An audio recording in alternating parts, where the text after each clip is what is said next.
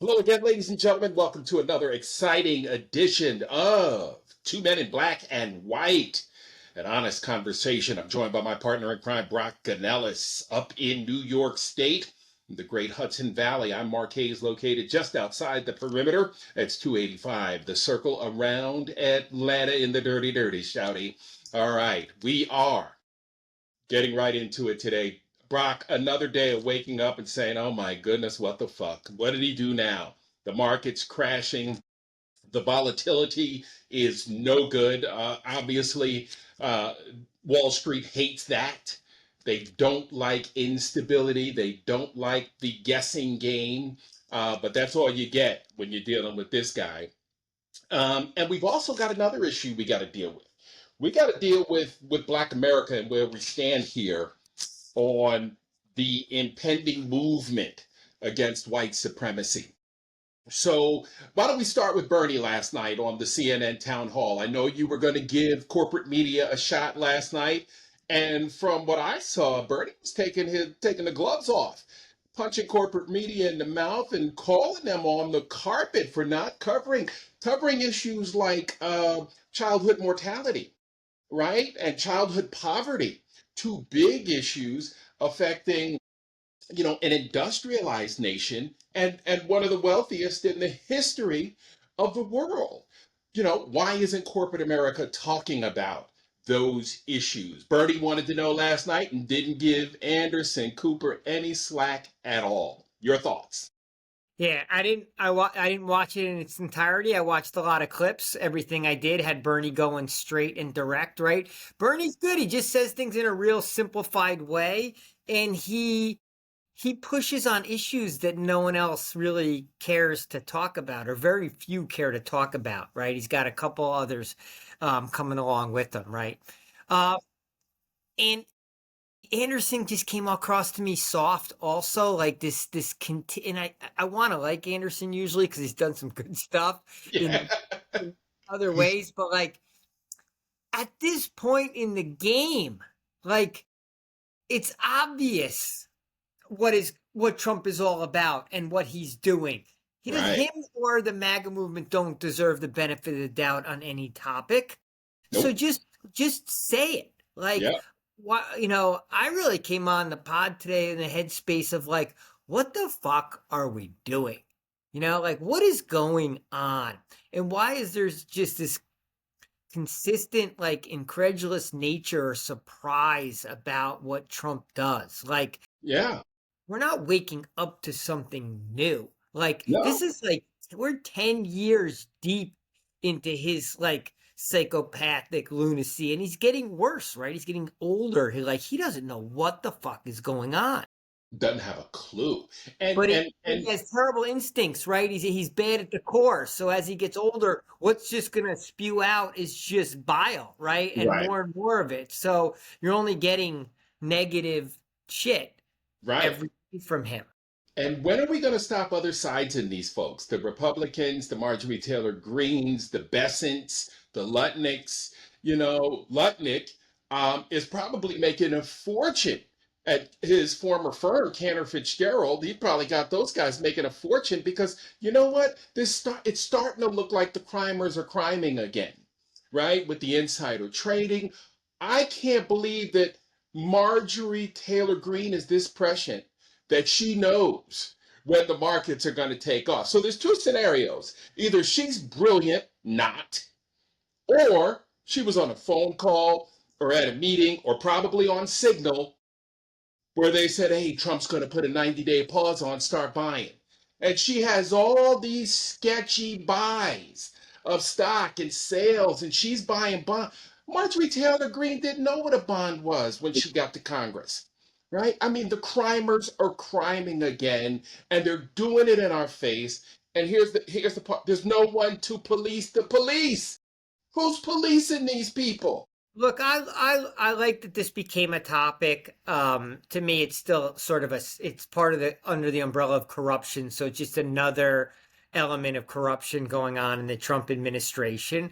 But I also cycle back to when the Democrats had the House, and the presidency. Did they push through a law against Congress buying and selling stocks? Of course they shouldn't be buying and selling stocks. Democrats or Republicans. Look, Nancy Pelosi Right. made a lot of money buying stocks, right? The whole idea that they're able to buy and sell stocks when they're the ones creating the laws Right. that that And the that policies. Yep.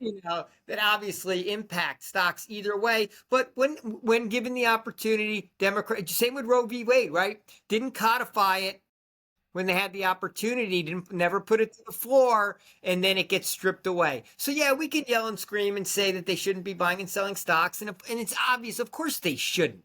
It's literally organized crime, right, going on in front of us. But the Dems didn't have the gumption to try to, even if it got voted down, it never like went to a vote because too many Dems want to make some money on the side as well. So Yep. like it's kind of bullshit, right? So Right. topics got a little bullshit to it. The only people consistent on it are like Sanders and Warren and Ocasio, right? Everyone else is a Right. Johnny come lately on this topic. Exactly. And the difference is, when the Dems were doing it, they weren't tanking the joint, Yeah, you it know, wasn't it and wasn't as blatant. It was, nothing exactly. to the level that Trump and his cronies do it at, right? Exactly. They've 10x'd everything, right? Exactly. It's not Exactly. equivalent. It's just like if you know that there can be bad actors in these jobs, then create laws that don't allow them to do it. Don't just trust that, oh, if you get elected to Congress, they're going to do the right thing. Right. Same with like why everything's norms instead of codified. And now we have bad actors in these jobs and they're just not playing by the norms. The two words I hate most over the last 10 years with this administration is institutional norms. And including the Biden administration with Merrick Garland and the institutional norm and the things we just don't do. The founders relied on the good in us, our morality, our moral compass. Get the fuck out of here. All Yeah, right. it was a norm not to get a new Supreme Court justice in the last like 3 months of a term, right? It Right. was a norm until Mitch McConnell decided he needed to jam someone through in like 72 hours. I Exactly. mean, all that shit is bullshit. It doesn't protect you against bad intentions, and we have the worst intentions in American history right now. Right. And Bernie last night, I thought he touched on a lot of good subjects. But again, and we've been beating this drum now for 2 months, right? And we're Johnny come lately on the podcast scene, but still we've been consistent and we've been saying you've got a message to get everybody under the Big Tent. And that includes race. And I didn't hear Bernie. Now again, I didn't watch the whole thing, but I didn't hear Bernie talking about race. And no one wants to talk about race, right? I have offered some of my bestest friends going back, to Seabolt Field down in Verplank, the opportunity to watch some of these videos that will give you an idea of what the Black experience is. And people don't want to watch it. They don't want to watch because these things happen. Brock, doesn't mean I blame you, right? It doesn't mean I blame every white person in America. Shit happened. Okay, we came here later. Now it's our job to make sure we leave a better America for our grandbabies, for the next generation. Just like it's our job to steward to be stewards of protecting the climate and ensuring that the beauty that exists on this planet remains for another 15, 20,000 years, who knows, right? It's the same thing. It's the same principle, but everybody's so uncomfortable to talk about race, politics, religion. And until we get uncomfortable and start having because we can have Brock, you and I can have the conversation without screaming at each other and getting all hacked off, and we come back the next day and have another conversation. Why can't the rest of fucking America do that? Right? It's not that hard. I don't understand. No. It's not that hard. Like we're just, we're, yes, it impacts, our lives, certainly yours more than mine, but yeah, I mean, I don't have to take on the burden of every white person in the history of America or civilization or anyone who treated another group wrongly. Like we can I always said on Wall Street, we can mark to market today and do better Yep. today Yep. without feeling like we have a dark cloud over our head. Like, yeah, hey, maybe you'll feel good to say, you know what, I'm going to start doing better today. Yep. That's okay. Like, we're all You works in got to start progress. somewhere. We're Yeah. works in progress till we're done, right? Like we're never a finished product. So I don't understand it. Why can't we have to talk about it, especially now because MAGA is a white supremacy movement. So Right. when Project 2025 has so much embedded racism in it and it's being implemented, how can the opposition not talk about it as a key element in what's going on in the country and the unraveling of America? I It makes mean, no sense. it makes no sense. It makes no It's the sense. elephant in the And room. and Brock, like you said, you don't have to take on the burden of the history of white America, as I don't have to take on the burden of Black America. And the images that have been heaped upon white America, and I'm guilty of being a part of the corporate media that infuse this division and I mean showered Americans with negative images of black and brown people for decades now, since we've had motion pictures. We can go back to D.W. Griffith and Birth of a Nation, right? And so we've been doing this forever, and now it's time to get out of our way. It reminds me of that great Saturday night skit when they're doing the newscast and they have the two white newscasters and the two black newscasters, and they're reading news stories and trying to figure out if the perpetrator is black or white, right? And they're high five. That's one for us. That's one for them. That's oh, man, I just knew he was going to be white. Like, it just reinforces how silly it is, right? Like what? And it's funny too because my co-host and I, when I worked in Atlanta, was a South Asian woman, right? An Indian woman, Hindu, gorgeous woman, super duper smart, went to University of Chicago. And we talked about everything, right?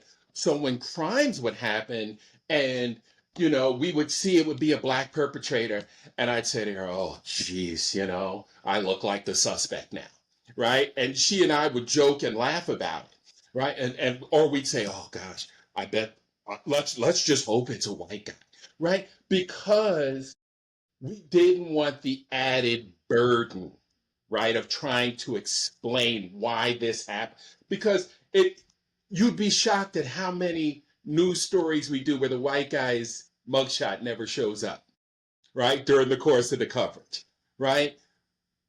Research has been done where someone has run into a room full of people, grabbed a wallet or a computer or a pocketbook and run out, and people actually describe the person as black, right? Because it's their default setting. Who would do that? Who else Right, would do that? right. And so, we've got to get to the point where we stop teaching this stuff, right? Because kids hate naps, broccoli, the end of recess, right? The end of a sleepover, right? They don't hate other kids. They'll play with anybody. They will play with anybody until they're taught, don't hang out with this one. Don't hang out with this. I didn't have a senior. I didn't have a date from Walter Panis High School for our senior prom. I didn't have one. And the young ladies I wanted to take, parents wouldn't allow it. Right? I didn't have a girlfriend till I got to college. I did not have a girlfriend till I got to college. We had our issues in Peekskill, right? So I didn't travel to Peekskill very often. So I didn't have a girlfriend till I got to college. And I thought this was like a high school thing, like everybody should have a girlfriend. Right? Everybody's dating somebody. So my date was Spall Dayton. That was the football and the basketball label and my lacrosse stick in the spring, right? But it always left you feeling like less than. And I would never want my child or someone else's child to make someone feel like less than, because I know what it feels like. I know what it feels like when somebody says, you're fine as long as you guys are just platonic. But if it's going beyond that, then you're not welcome here anymore. Like that cuts to the core, right? Because I'm just like everybody else. And my parents didn't teach me that. And they grew up in the segregated South. I know I keep saying that, but they grew up in the segregated South and still didn't teach that. So, how do we get to the point where we say people are people, right? And get out of these silos? And in my TEDx, I suggested you pick a platform, Brock, Prime, Netflix, Apple, Hulu. They've got a Black American section, a Black American film section. You can entertain yourself and still learn about Black history at the same time. Or you can go on the Google machine, right? And look at Black history fun facts, things they didn't teach us in school, right? Like who invented the potato chip? A Black man. Who invented the stoplight? A Black man, right? Who did the first open heart surgery? A Black man. So, but we didn't learn that in school. I didn't learn that till I got to Howard. I didn't even know that till you just said it. So, you see, there are all these things that we don't know about each other. And since we don't know about each other's culture, now I know about yours, right? Yeah, you got force fed it. You know my culture. Yeah, right. I'm forced to understand and learn what white history is and the history according to white America. But I only learned about mine when I went to an HBCU. And that's when I started to feel good as a human being. And started because I understood who I was, right? And I didn't feel like that person that was cut off at the knees because some young lady, wasn't allowed to date me. Well, Mark, all those issues that you just pointed out, right? All those, like in essence, that embedded racism in America is all coming home to roost right now. Yep. Right? It's part Yep. of why a MAGA movement has been able to, bubble to the surface and gain power is because it was already there, and there was already, then you sprinkled white resentment on it, when they were stopping to get, getting every perk in the world, and Trump as the band leader, and so it's allowed MAGA to ascend. But secondarily now that we need to put together a true opposition to an authoritarian movement that is also a white supremacist movement with the Project 2025 playbook, right? And it's we can't gather together the opposition because the white people in the opposition who are getting stomped on for the first time in their lives as Trump treats white people like Right. America black people. Right. We on the left, this opposition movement can't get together because the white slice of it, as big in numbers as it was at that last rally, right? The white slice of it will not talk to the black and brown slice of it and talk about the broader issues that should be the commonality and unifying amongst all of them. And the message still has not gone out. And it's why, I started this podcast thinking in my head, like, what the fuck are we doing? Yep. We don't have a strong opposition to this Trump 2.0. So he's continuing to steamroll down the tracks. And we had some signs of at least some white engagement, last, 6 days ago or whatever it was. But no one's willing to, no one's saying, hey, Black America, like when we win this back, when we take this back, we're going to take it back with a whole boatload of changes.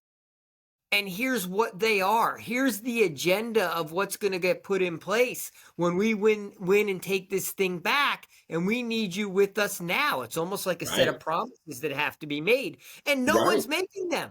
No one's talking about them. I didn't watch the Bernie thing. I ended up watching basketball instead and didn't do an hour of Bernie. I caught a bunch of clips, right?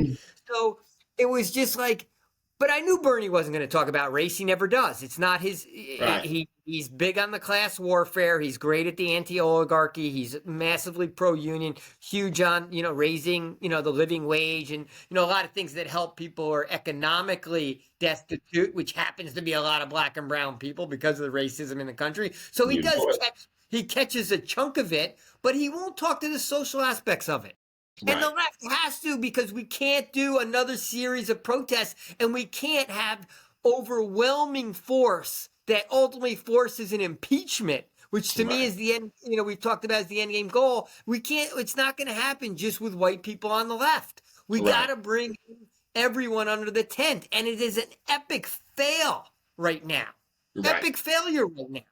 No, you're absolutely right. And black people are taking the position, and I rely on some pretty, what I consider to be pretty level-headed influencers in terms of where black folk stand in terms of taking their temperature.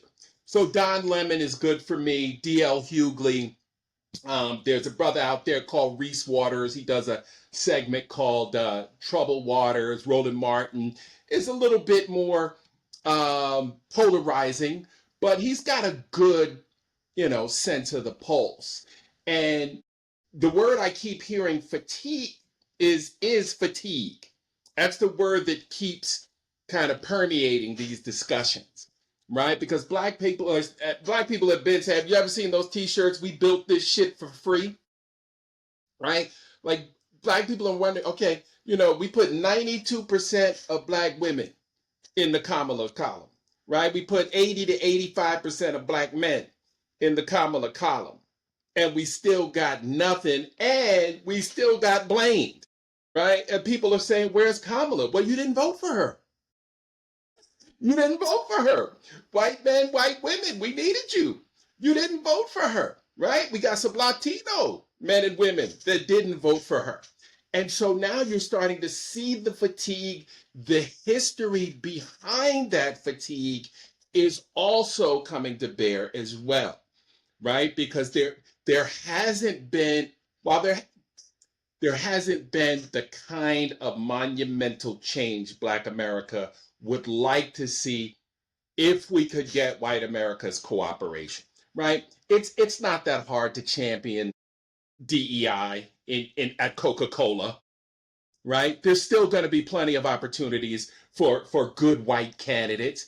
No one in the Black community have I ever heard is saying put unqualified Black and brown people in positions where they shouldn't be. I've never heard that. That's not what DEI is, but some on the right would lead us to believe that that's what it is. Yeah, So, but some on the right will lead you to believe any black in any job is DEI, right? right, Anyone right, whoever's in the job is DEI, right? Like, because it's just an easy shot to take to get to get the cheers to their crowd, right? It's just an easy one to take. right. But And white people don't defend it. White people need to defend DEI. right, Just to go back to the thought, and I'll let you continue again. Something I think worth mentioning today is right. This SAVE Act, is starting to roll down the tracks.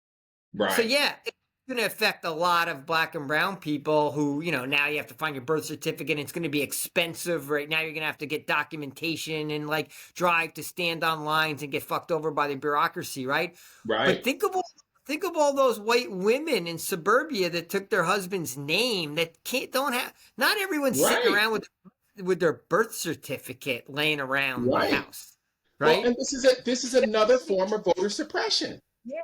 They're going to get kicked off the roll. So now here we are again, white people getting treated by Donald Trump the way America's treated black people for 250 years. I don't Right, know if it's going to rile a few more of them up, but maybe it will open some more eyes to, wow, this is unfair. This is right, the type of unfairness that other people have been dealing with their entire lives. This is bullshit that I have to go prove who I am.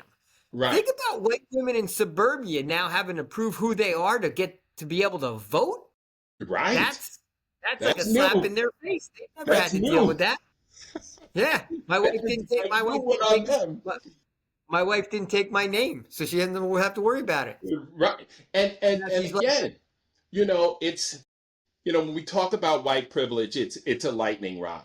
But we don't have to talk about white privilege, right? It's understood, right? Like, when I watch, it's funny, me and my contemporaries will sit around and we'll watch basketball, let's say on the weekend, like you and the boys did last weekend for the Final Four. We'll sit around and we'll watch, and maybe we're watching football. And Chris Collinsworth will come on and he'll, toss to his son who's, covering the game down on the sideline. Like, it's like, okay, how many white families are that exceptional where the entire freaking family, gets these amazing jobs? Right? Not saying that the kid ain't talented, but in the black community, there's a name for it. We call it the complexion for the connection, right? And so, when we have these conversations, like you and I agree, let's be honest about these conversations, right? Everybody can't be exceptional, right? We're not saying all black folks are out here ready to reinvent the light bulb filament or to reinvent the stoplight. Like, we are saying just give us an opportunity. Right now, Brock, black women are the most educated part of our society here in America right now. Black Yeah, what do women they? have figured it out. There's still like what, 67 cents on the dollar, or like something like that, Exactly. some crazy Exactly. number like that. But that's what I'm saying. When we're talking in black and white, that's just a fact, right? That's just a number on the page. It's just a calculated number, like gross domestic product is, like the unemployment rate is, like we just, inflation rates, the average, income per hour by demographic and by gender. Like, you can't Right. argue with it. It's just what society is doing. It's Right. easily fixable because it's so easily measurable, Boom. right? So I mean, that's why, but the thing is, there have to be kind of laws around it because society itself won't take care of it. So these things have to be codified because that's become the norm. The norm is Right. to just pay a black woman a hell of a lot less, pay a white Right. woman less, right? Pay a black guy less, and white men make the most of the amount of the money. These are just like facts that have to be addressed. But if the left doesn't champion these things. And I just like, I hate picking on Bernie because he's like the best of the bunch, but because he's among the best of the bunch, because he's doing such good things. Like, yes, he talked about a $17 minimum wage instead of $7.25 nationally. And yes, that would help a lot of black and brown people who have lower wage jobs. No doubt. But Bernie won't go that, like, why can't Bernie go that next step and also, maybe either talk about voting rights or talk about DEI and not just talk about the minimum wage, meaning, okay, Right. you guys who have these lousy jobs are going to get paid more, but like talk about the opportunity gap. Right? Let's talk about some things that can really be closed that can make like longer term change. Doesn't mean you still don't want that minimum wage going from 7 to 17, but let's talk about bigger. You don't just want the $17 job either, right? Like, let's talk about how you get to some bigger and better things. But he Yeah. won't say it, but why doesn't someone else pick up that mantle and be Exactly. more of the social aspects champion and really, fight the fight of saying these things are good for America. DEI, my pet peeve is immigration. Can't somebody just come out and be pro-immigration? Not there's 435 people in Congress. I Right. can't name one. I don't know of one that would position themselves as pro-immigration. Right. And we You follow, I know? don't know if you do, we follow it closely. No one will say I'm pro-immigration because they think it's a losing, you can't say that to America. Right. America's too racist to say it. Racist. Yeah. So they're playing down to the crowd. That's not leadership. And and Right? and Leadership and is changing minds. It's making, it's getting people to think differently about things and bringing them along, not right. playing down to them. I'd hope that's what the left is about. Right. Let the right be about dumbing down to the lowest common denominator. I And know the and left. also and also, Brock, let's talk about mass incarceration. It almost has gone to the waste. We haven't talked about gun control, in months because we haven't had a mass shooting, right? We haven't talked about the things that directly impact black and brown people, right? Mass incarceration. I remember I was watching a 60 Minutes profile story on a Georgetown professor who had done federal time for bank robbery, right? And I think he ran into some trouble recently. But this guy came out of jail, got a prestigious scholarship from, I believe it was the Gates Foundation, got a law degree, and ends up teaching law at Georgetown University. Now, show me a brother that does that. Show me a Latino that does that. Now, that means it's possible. The odds are a little longer for the black male or the brown male, but it shows it can be done.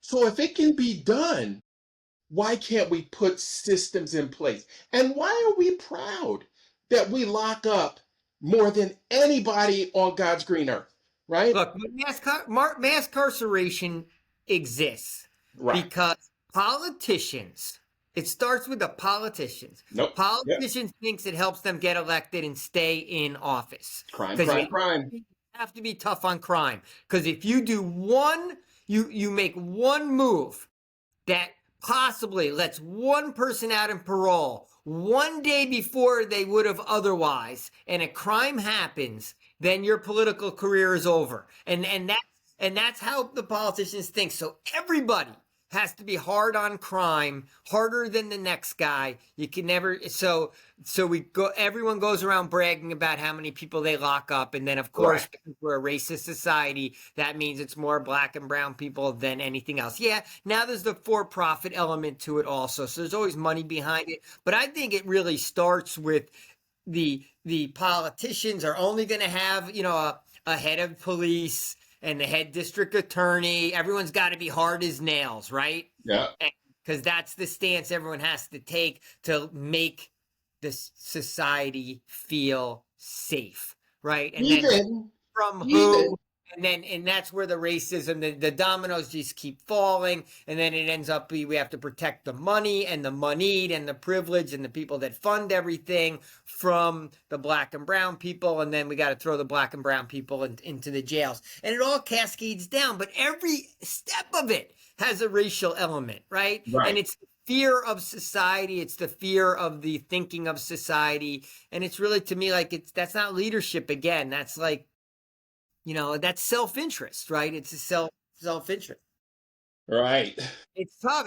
I mean, the guy in Philadelphia has tried to be, that one district attorney has tried to be something of, trying some new things. And we know they work. Success. We know it works. We know it works.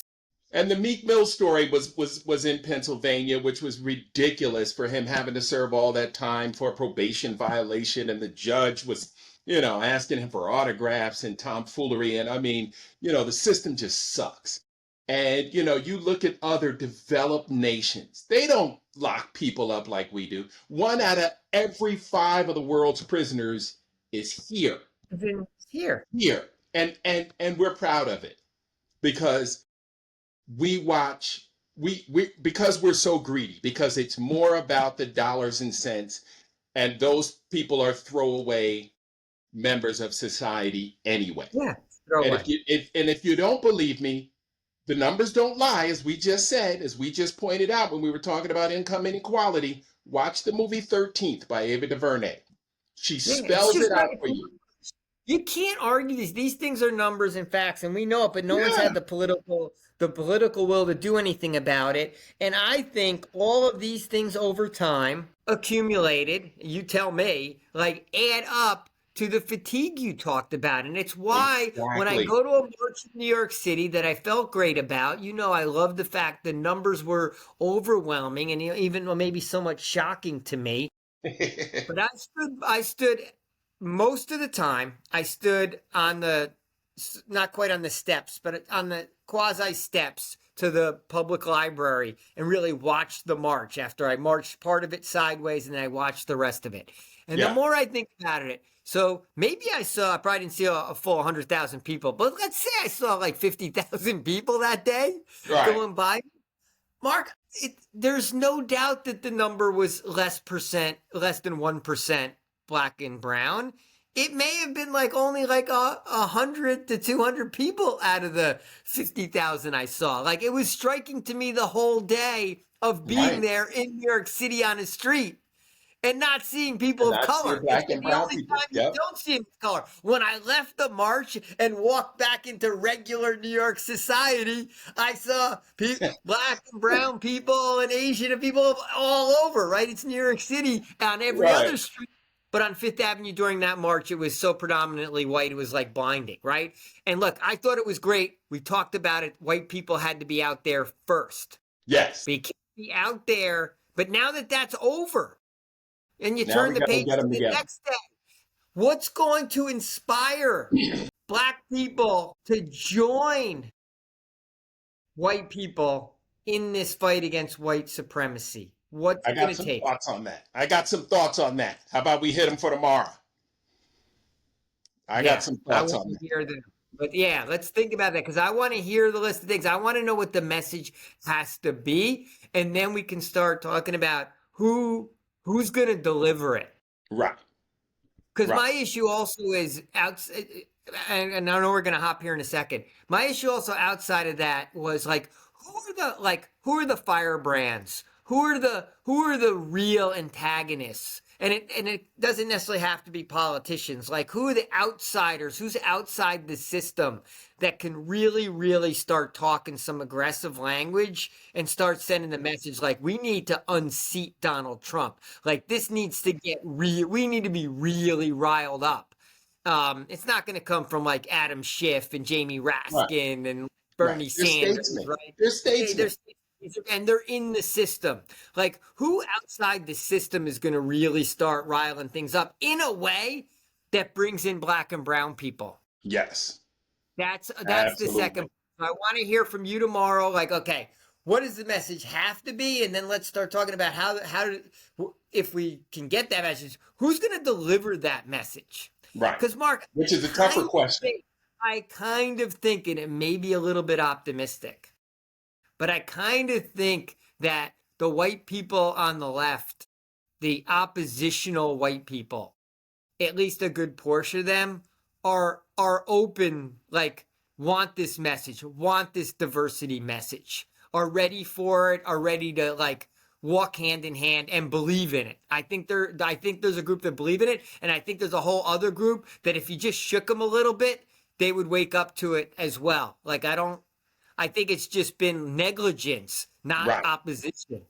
My life experiences tend to lead me to believe you there. Right? I tend to have that same sentiment based on my life experiences and the people that I've dealt with over the course of my lifetime. So I agree with you there. But I think it's a much more difficult question to see who's going to be able to deliver that message as opposed to what the message has to be.